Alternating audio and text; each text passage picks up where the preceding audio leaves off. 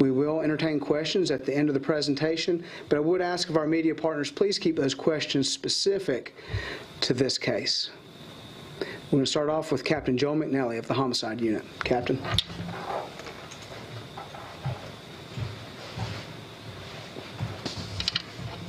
Thank you. Good afternoon. As we discussed yesterday, there was a road rage incident in Uptown Friday night at about 9:30 p.m. on West Trade Street that involved a vehicle and a CATS bus. That incident resulted in the tragic death of Ethan Rivera. And today we stand before you with Ethan's family, issuing a plea for help from the community to solve this homicide. Today we're going to be releasing a series of photographs of the suspect's car and also some pictures of the suspect's face. And we need you to pay particular attention to some of the details of the car as we seek the public's help. If we could please show the photographs of the car. We believe that the car is a black Honda Pilot in the year range between 2003 and 2005. Black Honda Pilot. Particular to that car is that the car has running boards down both sides of it. And also, please pay particular attention to the back of the car. There are two square backup lights that are quite large to the left and to the right of the license plate. And that is particular to this year model. So as the public is looking around, or if you have suspicions, we'd ask you to pay attention to those details of the running boards and also to those backup lights. Finally, we have some photographs of the suspect's face in that car. Please take your time. Look at the pictures of the suspect. If that person looks familiar to you, we need to hear from you. And particularly, if that person looks familiar to you and you know that person to drive a dark-colored Honda Pilot, we need to hear from you. You can call Crime Stoppers at 704-334-1600. Information called into Crime Stoppers can be left anonymously. 704-334-1600. If you'd like to talk directly to a homicide detective, you can call our TIPS line, 704-432-TIPS, 704-432-TIPS, and you can speak directly to a homicide detective in that. As we investigate Ethan's murder, it's absolutely critical that we seek the public's help in looking at these photographs and trying to identify the suspect and calling in. The Rivera family, Ethan's family, deserve that from the public to help us solve this crime. I'm now going to introduce Ethan's mother to you, Sylvia Rivera. For our media partners, that spelling is S-Y-L-V-I-A. Last name Rivera, R-I-V-E-R-A. Ms. Rivera?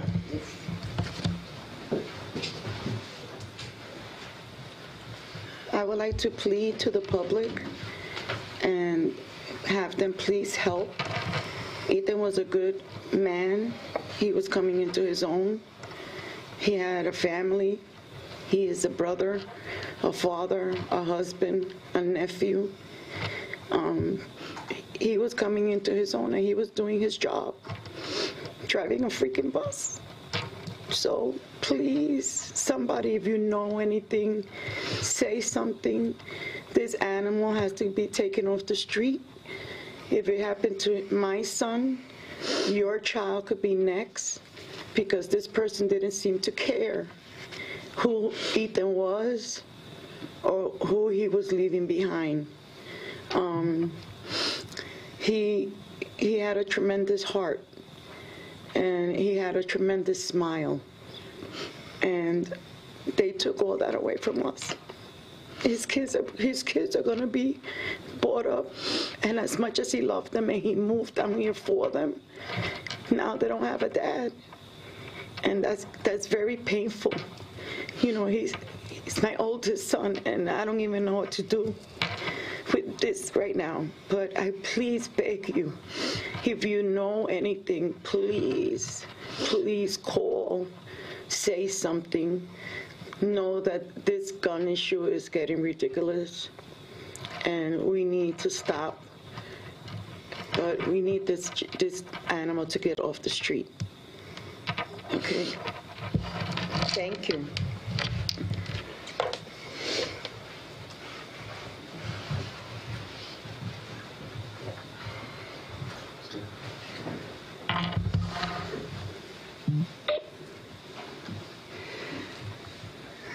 At this time, we will open it up to questions. The family will not be taking any questions today.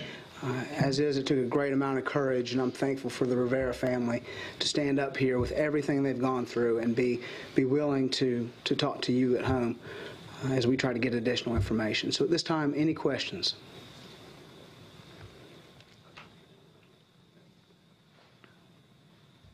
John Paul, WSOC TV. John Paul, WSOC TV. Yeah, I was curious if you guys were able to release it all, if anything was said between the suspect in this case and the bus driver.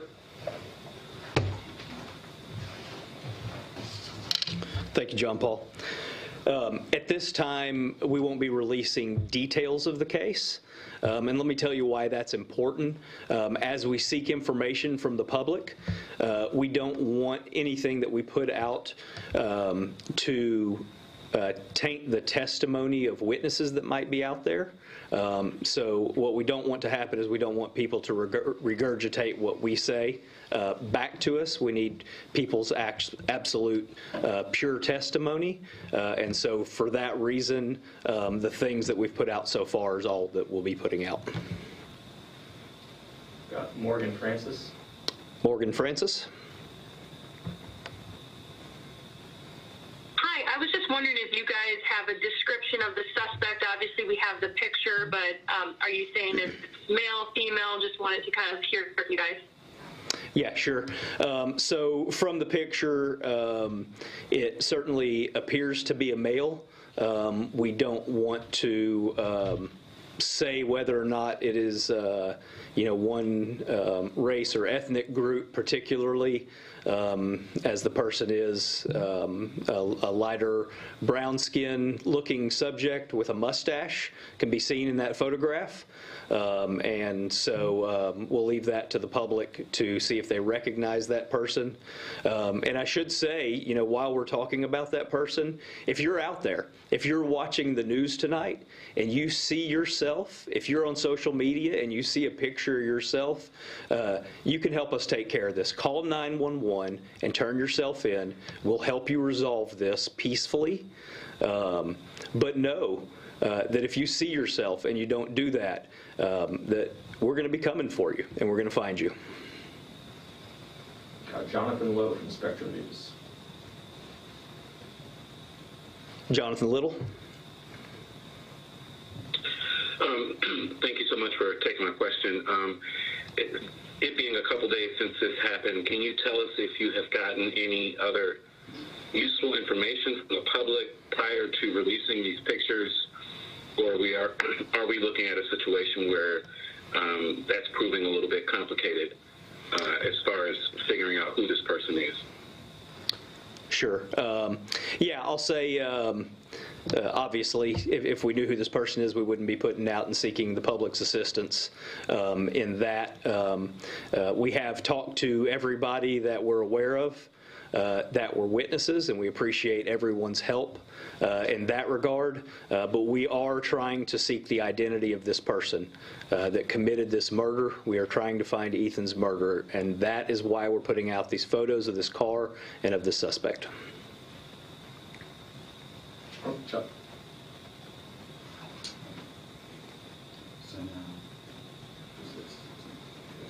Jonathan Limehouse from the Charlotte Observer. Jonathan, Charlotte Observer.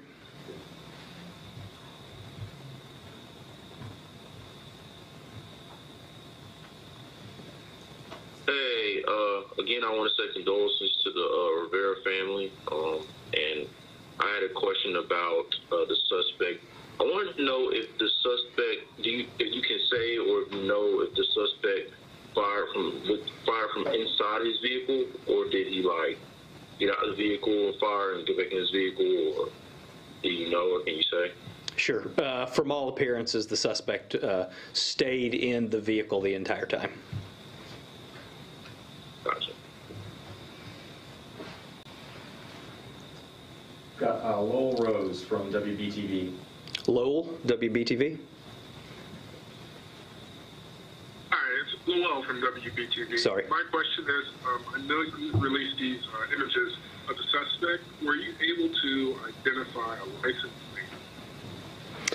And my second part of that question, are these photos and videos from the bus, or are there cameras in the area that caught these? Yes, so the first question was, have we identified a license plate? Second question was, are the videos from the bus? So first question on the license plate, we have not yet identified the license plate. As soon as we do that, if we're able to do that, that license plate will be put out to the public immediately. On the second question, the video is from the bus. As Mr. Lewis from CATS said yesterday, there are numerous cameras all around every bus for the passenger and the driver's safety. And so those images are from the bus, yes. Next up is Jesse Ullman, Queen City News. Jesse, Queen City News. Good afternoon, Jesse Ullman with Queen City News, echoing the Observer condolences to the family. I was communicating a little bit with some of you folks this morning. We received a tip regarding just to pivot a little away from this, although it's related, light rail operator who had their life threatened on Monday around noon. There was an arrest, we were told, that was made. Any information on that? I'm going to hand you over to Lieutenant Fishback for that.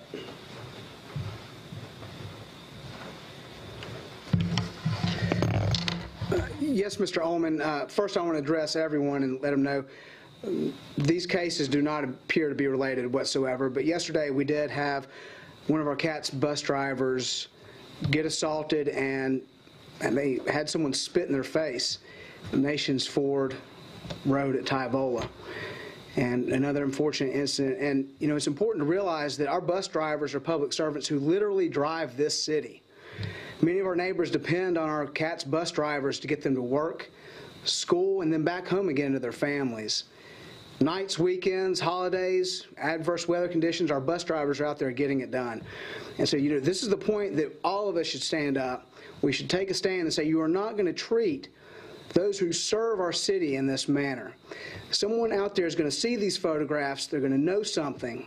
Crime Stoppers, 704-334-1600. And we'll resume taking questions for the captain. Got Sarah Dalia, WFAE.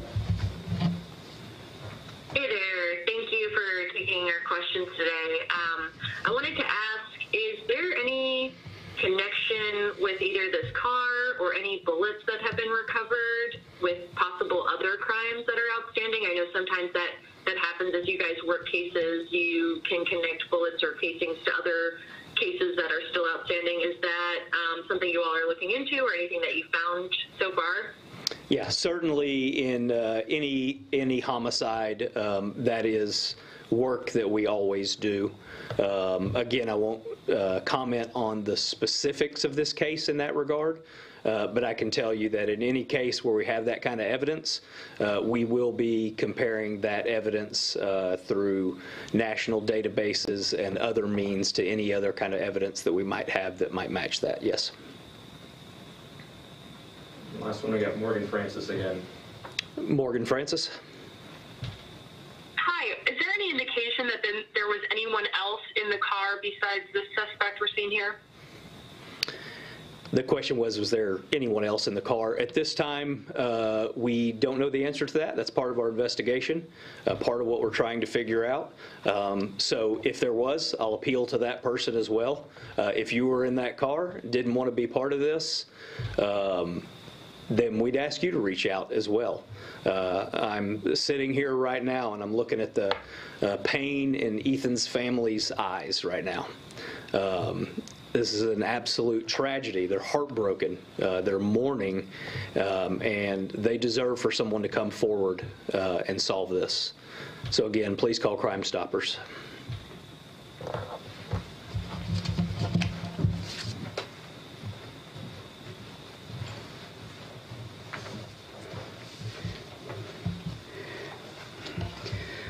Okay, so you at home, you heard from a mother, you saw family members in need, hurting. It's quite possible you're a mother yourself. Think about yourself in this situation, if you were in those shoes. So we're asking you at home, someone knows something. Crime Stoppers, 704-334-1600. Thank you for joining us today.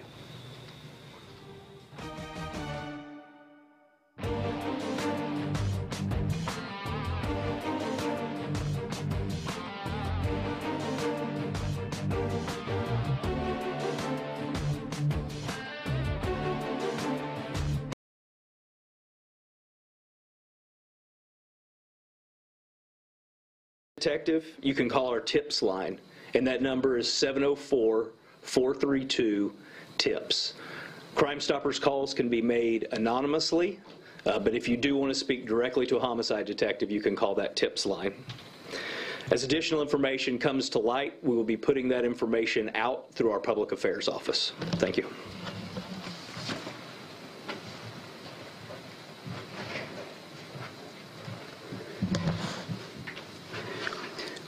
We are now going to have the commander of the Central Patrol Division, Brad Koch, come up and speak to us about